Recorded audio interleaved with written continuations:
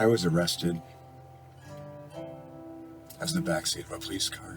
I had handcuffs on. The officer was taking me to the South Precinct.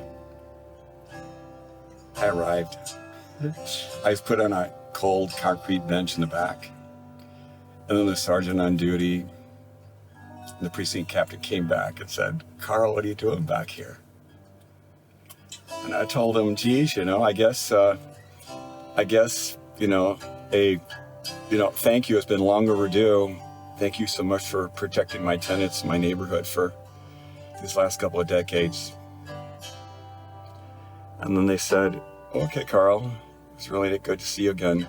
Make sure you get an attorney." It was really funny to say that. I was kind of lighthearted because I knew what was happening had nothing to do with me. It's like one of those moments. It's like something is happening and it's okay. The officer was really nice. He really sped down to the station, down to the jail real fast, as if I was embarrassed in the car. I didn't give a shit. It's kind of like, well, this is interesting. Thought about some ideas about making the seat more comfortable, especially if you're in handcuffs. I think, this might be a product. Get down to the jail. They booked me. I got the red pajamas on and sandals and whatever color it was. Seems like it was red. Didn't know how to use the phone to call a bail bondsman, so I spent the evening there.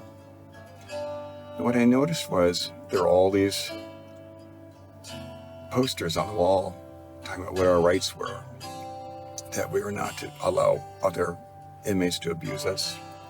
The jailers were jovial in many ways. They were really nice. They were really nice people. It was kind of interesting, to eat the prison food and see what it's like. And I was in there with a bunch of guys. Just about all of them had just been recently arrested. Almost every one of them in there were there because of the impacts of drugs and alcohol. And almost every one of them, what they talked about when they were going to get out of jail was they were going to go to their favorite happy hour. And I had to spend the evening because I couldn't figure out how to use the phone. And next day, posted bail. And I went back to my office, which was a small construction trailer. Tenant to come in, was terrified. Normal shit. There was so much drama with her boyfriend. Was a member of a gang. Boyfriend had locked her out of the apartment. They had 2 young kids. She came in to tell us about baby, my baby, and oh fuck.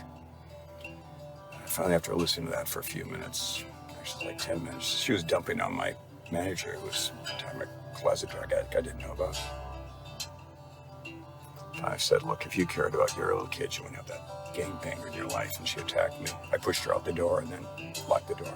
I was lighthearted about the cops coming. Waited 45 minutes and left on there, and then they called me back and said, "We got to arrest you." They come up with a good story. I said, "Great." But I missed my first arraignment. And then a second arraignment was scheduled. This is so cool. It's like, the God events.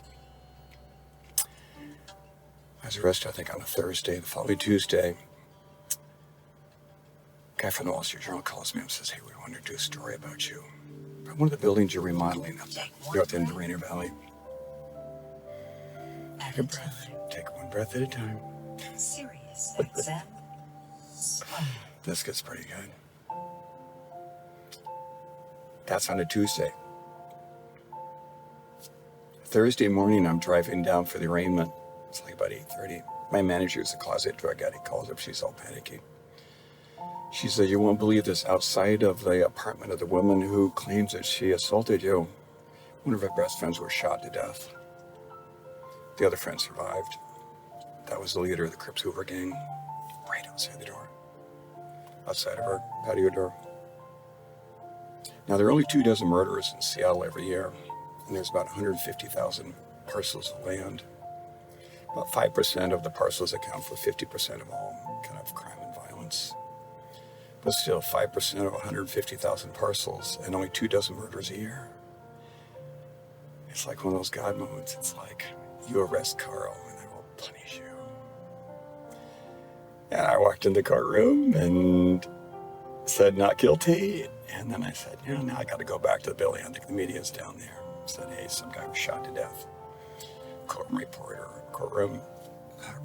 and clerk gasped. There were women. I left. And then a week later, Chris flew out. And what happened was there was a gangland war next to my building. We'd sent the property owner letters about chronic drug dealing. They had an old truck out front, had work written on the side with a phone number. They'd leave the hood up when they had drugs. They'd leave the hood down when they didn't have drugs. High volume sales. A lot of it wholesale, a lot of it retail. Middle class was coming down the Rainier Valley to buy drugs, go back up to Capitol Hill, Columbia City. And then we had the street drug addicts who would steal things within a short radius of the building and trade it for drugs. It became a real big problem. Warren, the landlord's office was around the corner. He was just into it. He didn't give a shit about his neighborhood or my tenants. What happens with these gangs is typically they're infiltrated by the cops and then they're busted at the same time. So all the gang members will go to prison.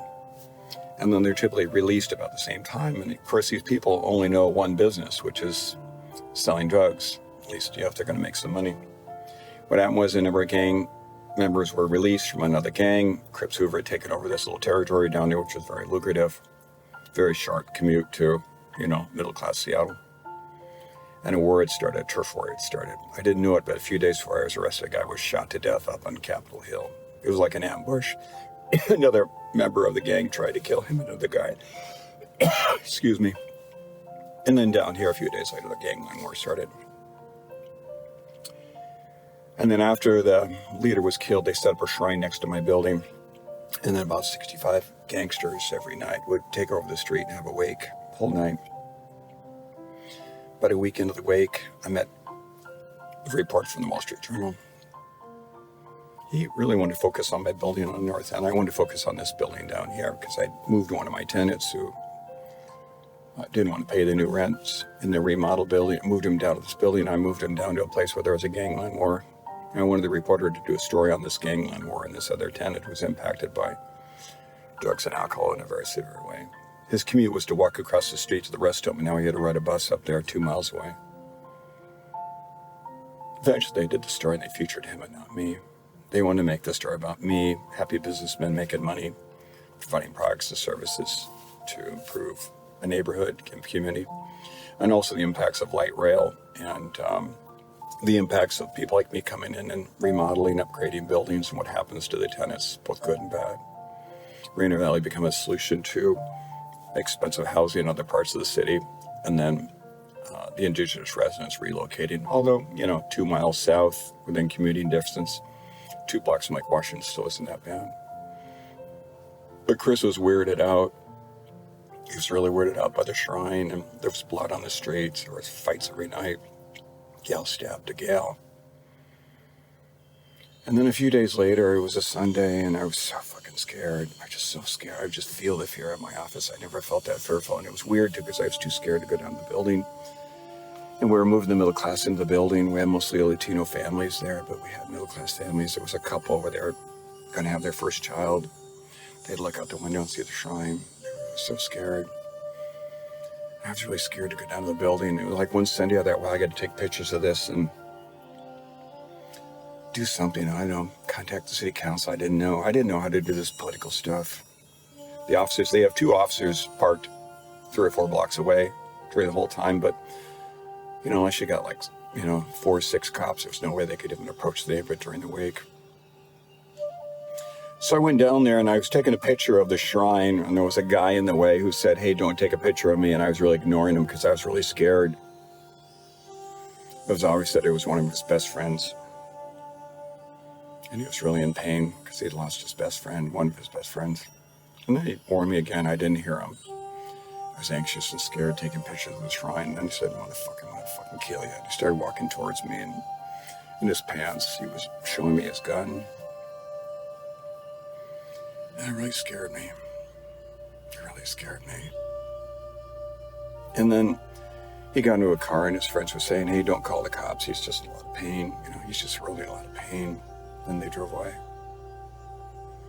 And then the officer came up, and this is during the time when the Justice Department had kind of taken over management of the city of Seattle, claiming police brutality, but it was only just a minority of the officers. See, the cops are really good people. The guy was like my age, and he was just discouraged. And said, "You want to press charges?" I said, "No, I'm just so fucking discouraged." I'd accidentally popped my tire when I pulled into the curb. It's like a ledge, fell into the ledge. This guy was trapped. I couldn't drive away, so he watched my car while I changed the tire. I didn't press charges. And then a few days later, I realized, in fact, that I had offended the guy. I mean, here his best friend had died, and he was in front of his shrine. It was like almost like he was at his church, and here I'm taking pictures like some stupid-ass tourist. I realized I needed to apologize to him. Plus, I didn't want him to get all pissed off and come hire some guy to shoot me or something like that. So it was a self-preservation element. And it was like about a week later, they'd released the body of the gang leader. It was a Sunday. They released the body, I think, on Friday. They had the final wake Saturday, and Sunday afternoon I went over there and they were taking the shrine down. Finally, the police had been on site. They were kind of clearing people out. It's like the wingding's over, time to go home. And I was like, well, one of the officers, and all of a sudden this guy, he's like, early 50s, big, burly black fellow, short, scruffy beard, really tough guy, kind of scary looking guy, comes up, he's beaming. I go, oh wow, there he is, and I extend my hand. I was so happy to see him. We shook hands, and he was so warm, and I told him how sorry I was that I offended him. I knew how much he loved his friend. He said, I really love that guy. And he said, how sorry he was that he had frightened me, and sorry about what he said to me. And it's like two warriors, two leaders, two warriors coming together. And then I left, and I felt pretty good about it. And I thought, oh, this is kind of nice, It'd be nice to wave to him. Again, there's always been a professional courtesy down here, just one businessman to another. And then 2 days later, there were different plans. He was shot to death in front of the house that he shook his hand with. He was just sitting in his car. He bled out in his car. And it was weird. It was like the next day, all that fear that I felt just kind of dissipated. So apparently the gods were appeased. And I could say what happened to that woman who claimed that I assaulted her. She lived across the street. That guy second guy who was shot, was the founder of the Crips Hoover gang. He was like a mentor to the new one. He was the founder. He was a tired old warrior. The young girl who claimed that I assaulted her, that was her uncle, and her aunt was the one that rented the home for the Crips Hoover gang. And God really punished that woman for what happened. She had 2 young kids. Eventually she got strung on drugs, couldn't pay her rent, we evicted her. And then she ended up living in her car in front of the clubhouse where her dead uncle was living. She was alone in a car, no kids. Yeah, it's just tough. It's like there are miracles and then there's vengeance. She had a really tough life.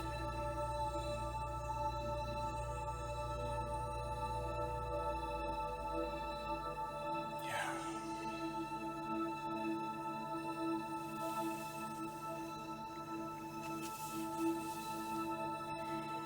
And that's all.